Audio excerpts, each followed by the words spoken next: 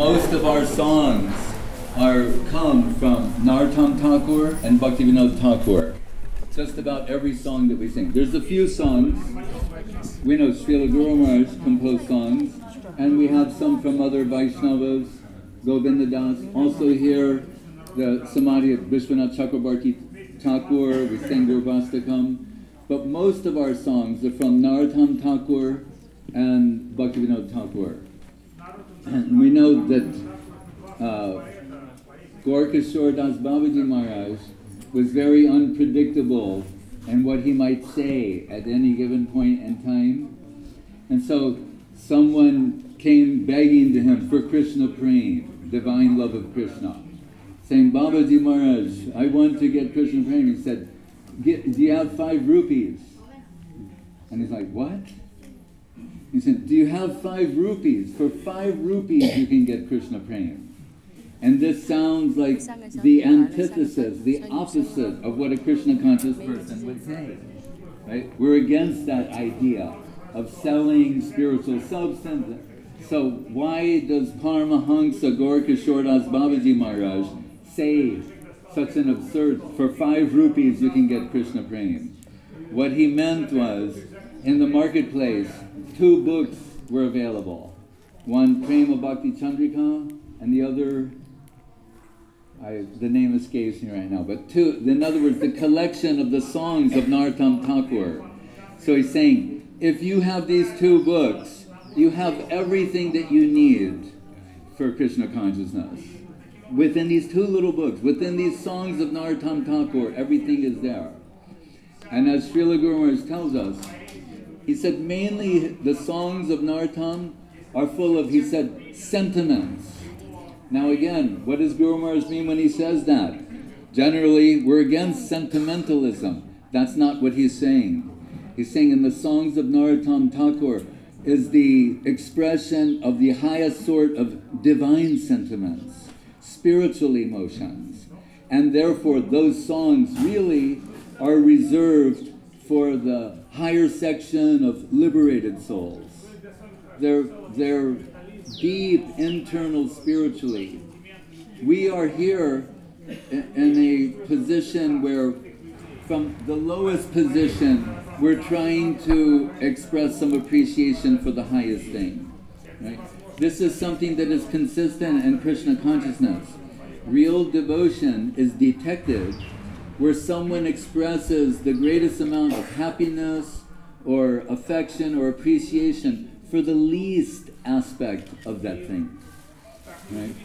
So, but Narottama Thakur, being very merciful, he made another section of songs for the non-liberated section, so that they, by singing these songs, can from their present position gradually make progress towards this higher realm of divine love of Radha, Krishna and their divine associates. So we'll hear in the songs, as an example, like what is it? Hari Hari Bipale Janama Goainu Manusha Janama Paya Radha Krishna Nabajiya Janiya Shuniya Vishakainu. Very beautiful in 2 lines when I say Manusha Janma Paya. Now that I've got this human life, well, what does he mean? Now, he's alluding to, here's how everything's condensed in his songs. Padma Purana, Jalaja Navalakani Stavralaka Vingshati, the soul's evolving from lower species to higher species till at last it achieves human life. So he's saying, Manusha Janma Paya. Now that I've got this human life, what is it meant for? We say, generally, Vedanta, Atato Brahma Jigyasa. It's meant for spiritual inquiry, for spiritual culture. So he's saying, Manusha Janma Paya, and what did I do? Because what's the ultimate spiritual inquiry? As Guru said, Krishnanu Sandan. It's a given that we are spiritual beings. That's the baseline for spiritual culture. Is to understand you're a conscious spiritual being who is embodied at present. We're surrounded by our karma. We're dressed in our karma. Manu says, Veshtita karma hetuna. The body you're wearing is your karmic dress. Right? So that's a given.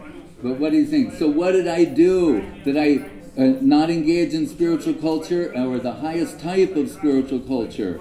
The pastimes of Radha and Krishna. I sing Radha Krishna Nabajiya. So I got this chance, this opportunity to cultivate Krishna consciousness, and I didn't use it. And what did I do? Janyashu niya vishakainu. Knowingly, I was drinking poison. Means knowingly, and we know that. Especially anyone who knows the internet knows what it means to knowingly drink poison. Okay? That's an example of it. But so is all of mundane life. There's a side of us deep inside, internally, that we know what we're doing is not nourishing our soul, is not healthy, is not good for us, in the minimum sense. What to speak of in terms of some higher aspiration.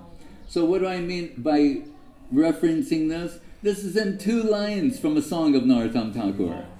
Right? So Ved, Puranic references, Manusmriti, everything you could want to know, he's put in 2 lines, and you can sing it and dance to it. So how perfect he is. And we know that also here is the samadhi of his Gurudev, Lokanatha Goswami, who is the Parshada of Sri Chaitanya Mahaprabhu. That means eternal associate. Right? He's part of Mahaprabhu's eternal entourage. And that Lokanatha Goswami, we were talking about this earlier, he lived in the world in complete seclusion. No interaction with others. Because we could say in a general way that by interacting with others, we become distracted from actually our spiritual necessity by just ordinary interactions with ordinary folks. So how extreme was Lokanatha Goswami? You'll see, when you see pictures of these great souls, you see next to them sometimes a water pot. Kamandalu has various names. You'll see next to them, and they're sitting there in meditation, and every now and then they take a little drink of water, you know. But knowing that someone might come up to him and go, Maharaj, you know, ek glass pani DJ, you know, can I have a glass of water? That'll bring him in contact with ordinary people and disturb his internal culture. So after he drank his water, he turned his water pot upside down. So people, don't ask him anything. So then we might think like, oh, we heard devotees are so merciful, and why is he so cruel? He knows who he is, and the wealth that he's got, doesn't he want to share that with everyone else? Instead, he's turning his water pot upside down. What hope is there for people like us?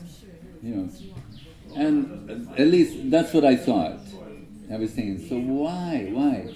Because such a divine personality who's so deep in the internal world, who can interact with them?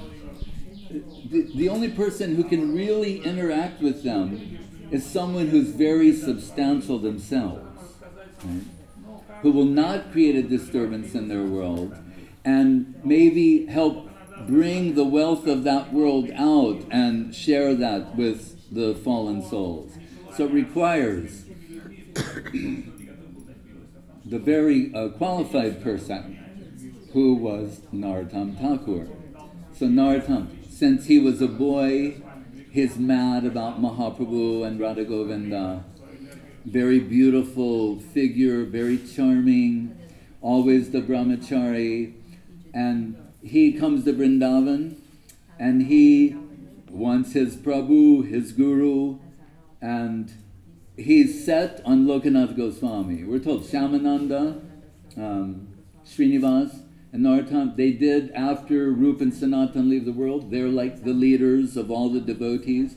But Shyamananda, one Guru, Srinivas, Gopal Bhatta Goswami, who we'll see shortly, but Narottama fixated on Lokanatha Goswami. One target.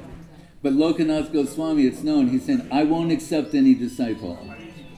Right? So this is even more heartbreaking. The person who's got all the wealth of Krishna consciousness is saying, I won't accept any disciple. You're like, that's not fair. Please. But because it requires that qualified person to bring it out. And it's Narottama. But Narottama, like all great devotees, has a strategy how to gain the favor of Guru. Just as, I'm using the word strategy, but really it's from their heart. We see, why did Ishvara Puri, in one sense, qualify to be the Guru of Nimai Pandit? The service that he rendered to Madhavendra Puri on his disappearance bed. And what was that? He's lying there incapacitated. He's cleansing his stools and urine. And this he doesn't see as something objectionable, but as an honor or a privilege position for him. And remember what I said in the beginning, who shows the greatest magnitude of eagerness and appreciation for the least aspect, right? You can't get any more least than this, right? And he's just happily doing this, saying, such an honor, privilege has come to me, such a divine soul. There's nothing objectionable about them. We're told that Mahaprabhu said similar things about Sanatana Goswami. And what does Kaviraj Goswami quote Mahaprabhu saying? He said, like when a mother has a baby, she doesn't think what the baby's like, get rid of this baby is, just bringing me in contact with filthy things. No, the love and affection, what he actually says, he said like, Chatu Sama, I'm smelling sandalwood and beautiful fragrances that like, out of love and affection, this transaction is completely different. So because Ishvara Puri had that kind of vision towards Madhavendra Puri, he became the so-called guru of Nimai Pandit, Sri Chaitanya Mahaprabhu. So similarly, Narottama, Lokanatha Goswami, the old sadhus from here long ago, sometimes when we're walking through the streets, we say like, oh, so many polluted things, why do they do this? Because we should remember, before we all came here and all the other people, this was a pristine environment, very beautiful and natural, and none of these kind of things that we see now that sometimes upset us or disturb our vision. We have to see past that. And remember the divine place we're in and the divine activities that took place here. And the fashion of the sadhus in those days was to answer the calls of nature, they go to the forest. And then, because the place of bhajan, you can understand, they don't want anything untoward or polluted going on there. So they go off in the woods and come back and do their bhajan happily. But Narottama, he's observing this. Lokanatha says, I won't accept any disciple. He sees where he goes in the woods every day. And so he goes there, and he's cleaning, making it very nice, and Lokanatha Goswami comes every day to the forest and see like a paka latrine, like that's for the old school. He's saying, it's so nice, this is weird, like who's doing this? And then they say, well, there's some boy who comes every day. What? And he wants to meet him. And so they bring Narottama and saying, young man, what is your program? And he's saying, you are my Lord, my Prabhu, my Master. You have to accept me. Please be merciful to me. And we're told, Lokanatha Goswami, his heart was melted by Narottama. Right? That's interesting. Sometimes the disciple can melt the heart of the guru. Gurudev likes to quote, Tene Brahma Hrida. It's a heart-to-heart transaction. Generally we think, oh, the higher heart being transferred to the lower, but sometimes the disciple can melt the heart of the guru by their serving attitude, their love, their affection, and then that the heart begins to flow and the full wealth. We don't think of Narottama as acquiring, but still Lokanatha Goswami opened his heart, flow toward Narottama and accepted him. And this is why it's important. So Lokanatha, he won't, with all that wealth, he won't accept a single follower. But Narottama comes, melts his heart, becomes his follower. Then what does Narottama do? he converts the whole of Bengal, Manipur. He ends up having 100,000 disciples. And then his songs, they go everywhere. As to this day, we're singing them. So it becomes the, what do you call it, Gitavali of the devotees, like the songbook of all the Gaudiya Vaishnavas. And we're forever grateful to him. And it was that Narottama Thakur. We wonder, if you think about this, we hear of the Parshads of Mahaprabhu, those who lived in his time. But think if someone is a great devotee and they appear just after Mahaprabhu has left the world. How heartbreaking that would be, pathetic in the pathos sense of the word. They have so much love for Mahaprabhu, and then you grow up, and then you find out, yes, Gauranga, Gaur Nataraj, he was here. Where is he now? Oh no, he's withdrawn his pastimes. That's like Baye Vichajalahoy Bitaray Anandamoy Krishna Prema Adbhuta Charit, the wonderful, astonishing quality or characteristic of Krishna Prema. Although externally it appears one's been poisoned by cobra venom, the heart is breaking in separation, but internally this most peculiar, sweet, amazing nectarine substance is nourishing their souls. So we're told in his final days, near the final time, that Mahaprabhu, when he was going, what is it, near Keturi Gram, that's the place, right?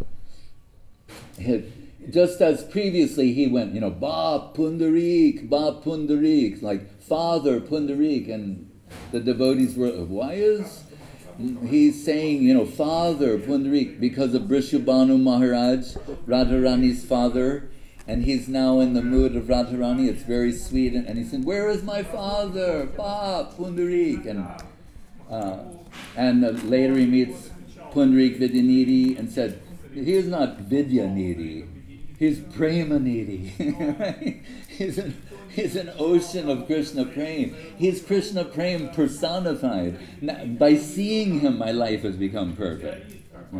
But so in a similar way, moving around by Keturi Gram, he starts saying, Narottam, Narottam, like loudly crying out the name of his beloved. Right? And again, the devotees are like, who is this Narottama? But and depending on their level, their capacity, someone can understand. I think Swarup Damodar knows. Something tells me that he knows. I think Guru Maharaj is telling me that he knows. Sri Gauranamattam Swarupa Viditam. So, but it's Mahaprabhu from his heart crying out as when we made the books for Guru Maharaj, love, Search for Sri Krishna, Reality is Beautiful, Sri Guru and His Grace, Golden Volcano. Then we're going what next? And always I go over these titles with Guru Maharaj. And so I'm saying, I'm collecting these various talks, and here's what some of them are, but what should be the title of this? And he said, in the beginning we showed the search for Sri Krishna, Reality the Beautiful. How the devotee is searching for Krishna, and what did we conclude with? Mahaprabhu, Krishna as a devotee searching for Krishna. That's how the book, that's the conclusion of the search for Sri Krishna. The Banhi Garb, the Atma Siddha Savalila Purna Sokya Lakshana. He said, so what we will show here is as the devotee is searching for Krishna, Krishna is also searching for that devotee. Right? And then he'd say, and it is a loving search. So the Lord, and we never thought of it, he's saying, he's also eager for you to find that servant, that lost servant. And it is a loving search. It's a loving search for the lost servant. How beautiful is that? But not only as a title, but to know that Krishna is also he's being deprived of the association of the devotee. In the case of Narottama, it's understandable. In our case, it's just unbelievable and inconceivable, but they're telling us that, so we believe it, that it's possible. But for someone like Narottama, that Mahaprabhu, he's feeling separation from him. And that Narottama enters the world just overwhelmed in separation from Sri Chaitanya Mahaprabhu. That's his day and night, his modus operandi. But what is his focal point? Because there's Mahaprabhu, Swarup Damodar, and it's Narottama Thakur who tells us who is the leader of everyone and who would aspire to be in the Gaudiya line and the pure line of Sri Chaitanya Mahaprabhu. We have one focal point. Concentrate all your energy in this one place. And where is that? Sri Rupa Manjari Pada Se More Sampada. The whole wealth of this line is found in the lotus feet of Sri Rupa Manjari. And Guru Maharaj would say, that concept is, that was the mystic power transmission of Saraswati Thakur to Srila Guru Maharaj. The Rupa Nugadara, where is that current? Just imagine, that same current. People want to know, what is a Chaitanya Saraswati Mat?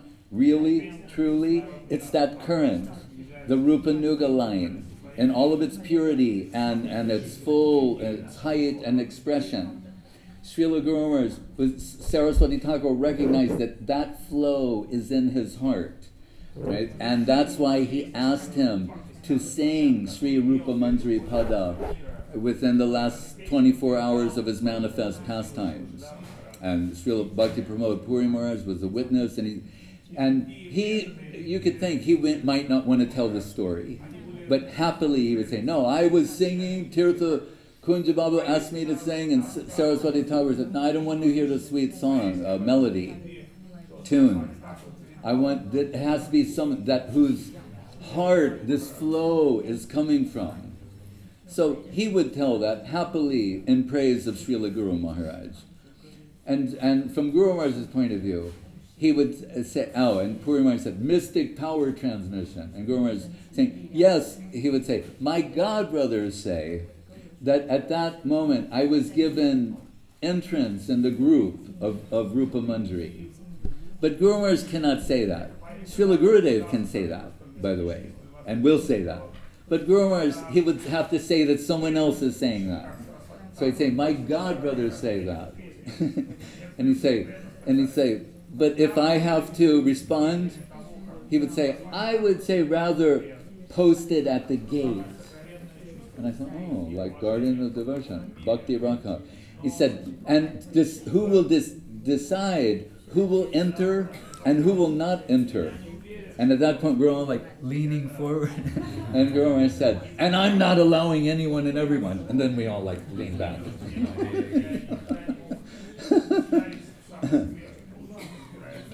But in that song, and I'm going to say, from Srila Govinda Maharaj, I came to understand, I'd say, before hearing from Srila Gurudev, and not just hearing from him, but observing his life and his completely sacrificing himself on the altar of the service of the Holy Lotus Feet of Srila Guru Maharaj, that we thought, when we would hear this, like, say mora mantra japa, say mora, say vrata, say mora mantra japa, etc., we would think, yes, I'm doing these things, and with the intention of, or the focal point of the lotus feet of Srila Rupa Goswami or Sri Rupa Manjari, right? If you read what's in the song. And I'm not saying that's not tenable from a certain point of view, but really it's the inverse, if you want to understand this. That what he's saying is, and Srila Govinda Maharaj personified this, saying, the service of the lotus feet of Rupa Manjari, they are my mantra, my japa, my vrata, my tapa, whatever the Vedas say, it's this. It all goes to this one point. And then very beautifully, Narottama says in the song, Se Rupa Madhuri Rasi Prana Kuvalaya Shashi, that he's comparing the lotus feet of Rupa Goswami to the moon and moonshine, this inconceivably beautiful shining moon. And he's saying, my pran, my life, my heart, is like Ukuvalaya, which is a particular type of red lotus that is nourished by moonlight. The white lotus is nourished by sunlight, but this red lotus, red, pink, red, is nourished by moonlight. And so he's saying, that is my heart. And the lotus feet of Rupa Manjari are that moon. And the luster of the beauty of Sri Rupa and those holy lotus feet shining on the lotus of my heart will nourish me and take me into that plane of service. So therefore, Sri Rupa Manjari Pada Seyamor Sampada, the lotus feet of Rupa Manjari, they're all of our wealth, they're our mantra, our japa, our brata, our tapa, our Veda, whatever it is can be understood. And then Guru says, and not in an abstract way. With these eyes you will see that this is true. You will be convinced that this is real, this is true. And this is your heart's aspiration. So that, again, from a line in a song of Narottama Thakur and Babaji Maharaj saying, if you have the money to get these books, you can get Krishna brain. Hare Krishna. And we would be remiss if we did not, in the presence of the samadhi of Visvanatha Chakravarti Thakur,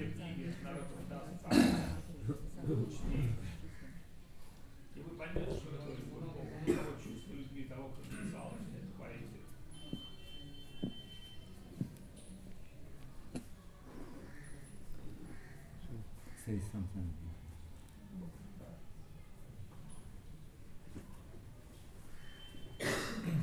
What we would just like to say, try to say, is that, we'll put it this way, to try lighten, that Aprakrita Bhakti Suranga Goswami Maharaj, dear disciple, Emily Tulloh will visit later on in the afternoon. He is very special to Srila Saraswati Thakur, loved by Guru Maharaj, equally reciprocal, and Swami Maharaj Prabhupada. They all worship Saranga Goswami Maharaj. So when I didn't know what my name was going to be, Aranya Maharaj knew. You're Aranya Maharaj, who would beat you with the stick. Because he said to me, when he knew what it was, that it's going to be Goswami Maharaj, he turned to me and he said, Guru Maharaj is giving you a very beautiful name. And I felt like, oh my God, the person who's will allow that to be like, oh my, I have something to try and keep as a target of aspiration. But that Goswami Maharaj, he is so perfect in every way and admired and loved by Srila Gurudev as well. And he had a lot of affection for Srila Govinda Maharaj. So once, this, I think it was John Anderson, the governor of Bengal in the British Times. So the governor of Bengal is coming, this is a big deal, to the Gaudiya Math, and you see the picture of Saraswati Thakur, this beautiful girl, and that governor has a garland, and Goswami Maharaj is there, probably arranged, but he has no garland. And Srila Govinda Maharaj is looking at this, he knows this cannot be, that there's something amiss. Right? Anyone else will not see this. But Srila Govinda Maharaj looks at this picture and he says, oh, I know what's... Yeah. And Goswami Maharaj is saying, what? Everything's perfect. Prabhupada has a garland, the governor has a garland, what? No, but you don't, and that cannot be. And he said, so I can understand. The man responsible for the garlands, he was late or something, so because I know they gave you a garland. I know they did. And you took your garland and you gave that to the governor of Bengal. And that's why this picture looks like this. And Goswami said, you have surpassed Visvanatha Chakravarti Thakur. And what he means is, what you have a picture of Krishna Leela presented in the Bhagavatam. And it's so beautiful and so wonderful, and everyone will relish a glimpse of that. But Vishwanath will come and tell you start extracting all these astonishing, wonderful nectarine details from the least bit of information to the direction in which the sun rises will indicate one thing, and which we really shouldn't speak about, but he's always extracting some inner divine substance that's not obvious, right? That's what the higher devotees do. They're extracting like Siddhantic gems, right? Spiritually conscious gems from that plane. So much so that this became his reputation. So at the end of one chapter in his Sarartha Darshini Tika of the 10th canto of Srimad Bhagavatam, he starts apologizing to the readers. He's saying, I must apologize to you all for becoming a jeweler. Right? And then you think, what? And he's saying, like, Visvanatha Chakravarti Thakur has become a jeweler, and he wants to apologize to all the devotees. And what he's saying is, he's mining Siddhantic gems from the Bhagavatam. He said, I apologize for becoming a jeweler. So he's so great, and every day, if we want to understand anything about Guru, just sing his song. It's committed to heart by all devotees, the Gurvastakam. You know, it's the most beautiful song, and in there is, again, condensed, concentrated, from the general conception of Guru to the most highest and confidential internal aspects of Guru identity. It's all there within 8 slokas. So, Srila Visvanatha Chakravarti Thakur ki jai, Srila Narottama Das Thakur Tirabhav Mahamahotsav ki jai, Srila Lokanatha Goswami Prabhu ki jai, Srila Radha Gokulananda ki jai, Radha Vinod ki jai,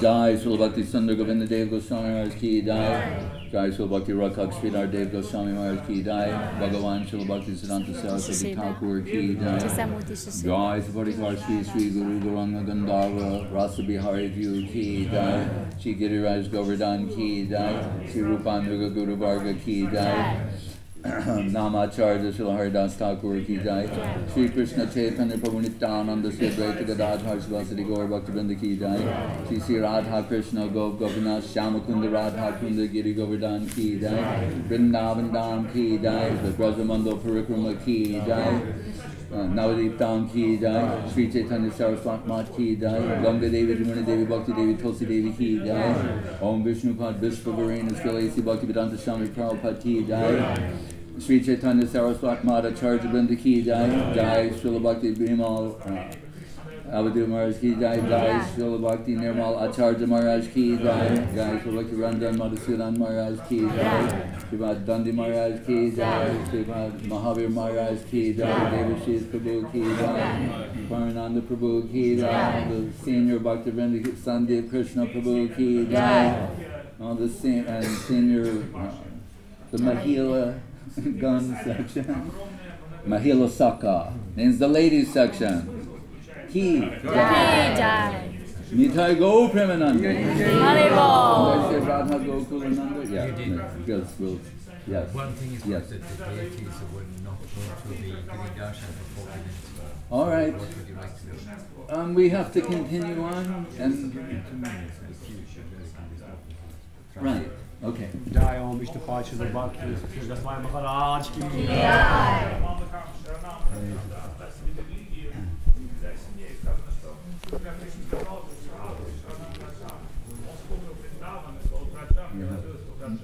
Nirmal, Acharya, Bimal, and Amal.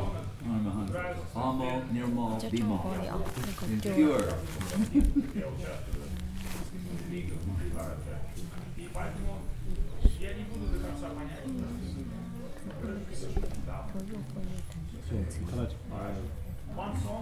Yes. We read that in Keturigram there was several authors of Radha Krishna worship. Yes. Can we understand that Narottama Das Thakur invited this type of worship to Radha Krishna? I would say they could not resist appearing before him.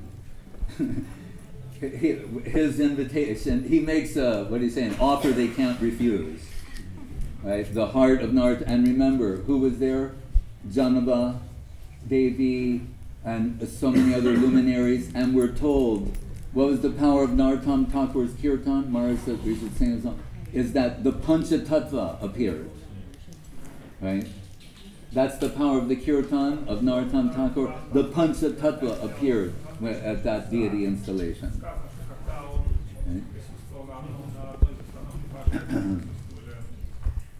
And Keshavananda Prabhu, you said nearby, at some, not today but at another time, he can take the devotees to Radha Vinod or which?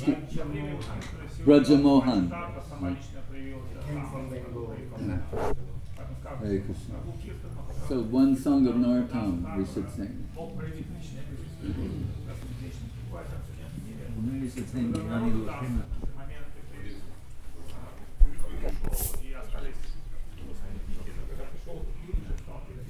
JNG